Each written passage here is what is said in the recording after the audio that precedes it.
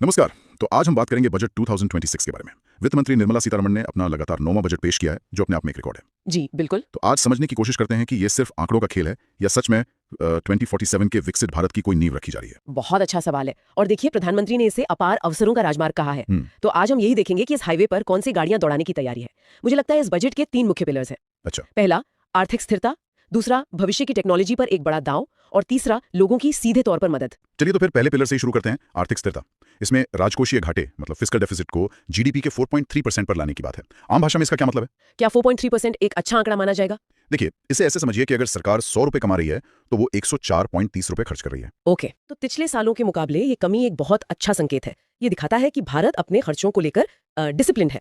लेकिन इसका एक दूसरा पहलू भी तो होगा। हाँ, जब आप घाटा कम करते हैं तो कहीं ना कहीं खर्च में कटौती भी करनी पड़ती है, जिससे कुछ योजनाओं पर असर पड़ सकता है। लेकिन एक जगह तो खर्च में जबरदस्त बढ़ोतरी हुई है, कैपिटल एक्सपेंडिचर। ये अब 12.2 लाख करोड़ रुपए है, मतलब इंफ्रास्ट्रक्चर पर रिकॉर्ड खर्च। हाँ, और ये सीधे तौर पर विकसित भारत के विजन से जुड़ता है।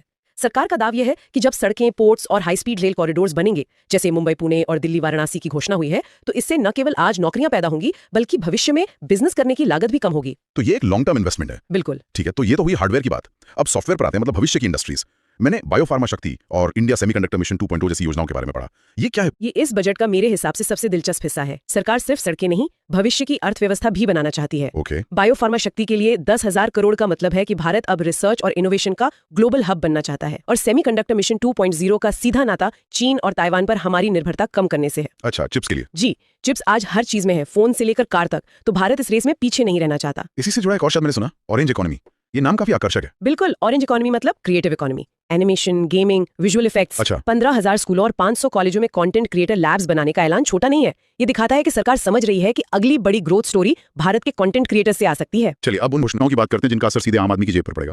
टैक्स में कुछ राहतें दी गई हैं। हाँ, खासकर विदेश यात्रा को लेकर पिछले साल टीसीएस को 20% तक बढ़ाने पर काफी हंगामा हुआ था। सरकार ने उस फैसले को पलटते हुए इसे सीधा 2% कर दिया है। ये तो बहुत बड़ी राहत है। जी, और इसी तरह विदेश में बच्चों की पढ़ाई या इलाज के लिए भेजे गए पैसे पर भी टीसीएस 5% से घटाकर 2% कर दिया गया है। और एक नए सरल इनकम टैक्स एक्ट का भी वादा है शायद। हाँ, 1 अप्रैल 2026 से। किसानों के लिए भी एक एआई टूल भारत विस्तार की बात है।